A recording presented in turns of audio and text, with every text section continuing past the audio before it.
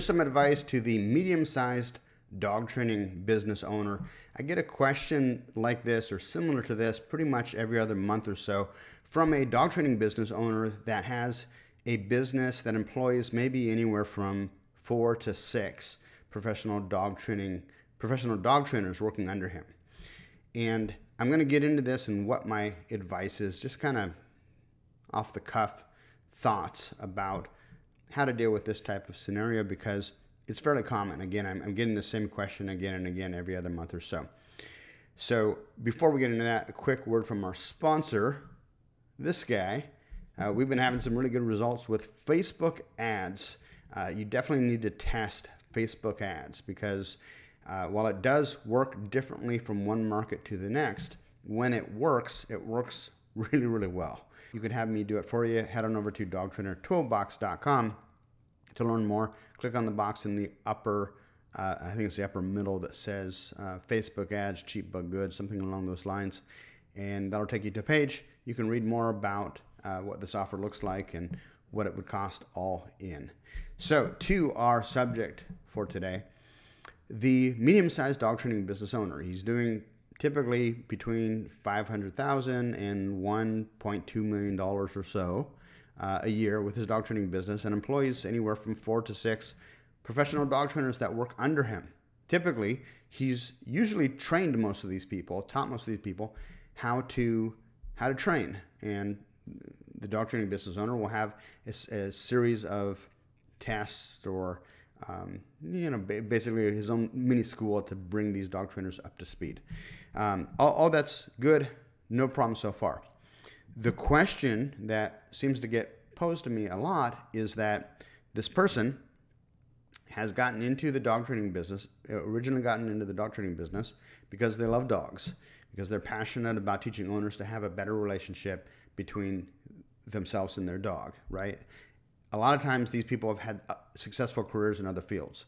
They're headhunters, or they're in corporate America, or they're investment bankers or whatever. So it's not like they're getting into dog training because they need the money. They're getting into dog training because they're passionate about training dogs and working with owners, and they wanted to do something different. And so the first couple of years they spend building up their business and getting it to the point where they can bring on people to help them. And now they're at a point where they're employing 4 to 6 dog trainers who work for them, and they're spending most of their time working what Michael Gerber calls on the business rather than in the business. So what happens is, instead of being on the floor working with dog owners and training dogs and doing board and trains themselves, they're leaving that up to their staff, which they've trained, and they're focusing on all the things necessary to keep the lights on, paying the bills, paying the taxes, making sure that the signage is up to date, making sure that the trash gets taken out, all of the day-to-day hassles and headaches of running a business. The owner is taking care of all of that, right? Meanwhile, the trainers who the owner trained are at the forefront. They're at the front of the line working with the clients. And what has a tendency to happen frequently, from what I'm hearing, is that the trainers start to become resentful because in their mind, even though they're just training the dogs, or maybe they're cleaning the kennels a little bit too, but predominantly training the dogs, working with the owners, they're doing everything and the owner's not doing anything, right? Because they don't see all the other stuff necessary to run a business.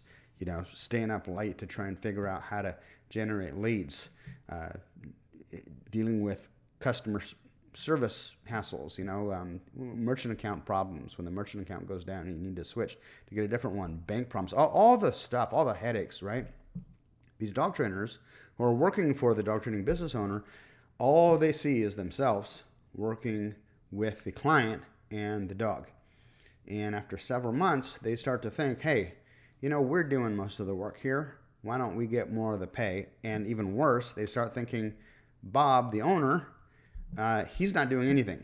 In fact, some of them will start talking to the other dog trainers and saying, Bob, who started the business, who's the whole reason that you're employed, Bob doesn't really care about the dogs.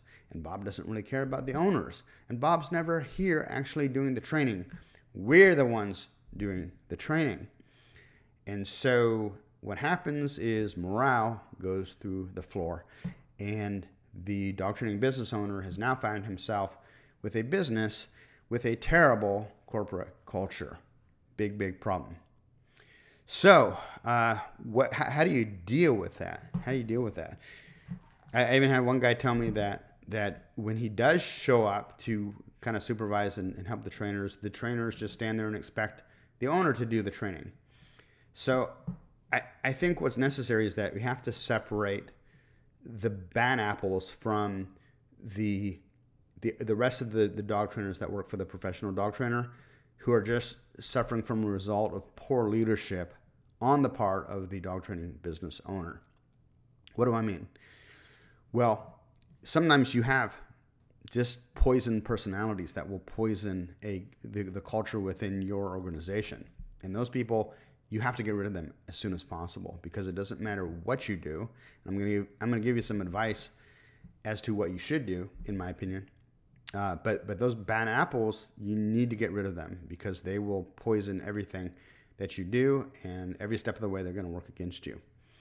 For the dog trainers who basically want you to show up and do the training instead of them, there should be policies and procedures, i.e. checklists, as to what are the responsibilities of the dog trainer.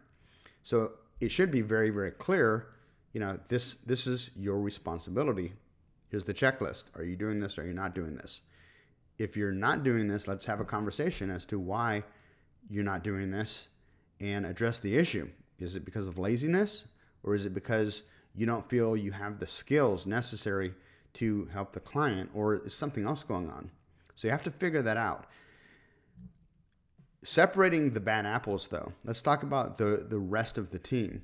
I think, it's my opinion, that what frequently happens with these dog training business owners is that you have the owner who says, all right, I've taught you how to train now. Okay, you know how to train. You don't need me holding your hand anymore. I've got better, more important things to do to keep this business alive. And so the trainer who, let's face it, training dogs is a difficult thing to do. It's not as easy as just playing with puppies. You all know this if you're watching my videos. And there's a high degree of burnout. So a lot of these people who sign up, raise their hand and say, I want to be a dog trainer, I want to work for you as a professional dog trainer, they're doing it because they have a passion for dogs and they have a passion for learning about dog training. Where am I going with this?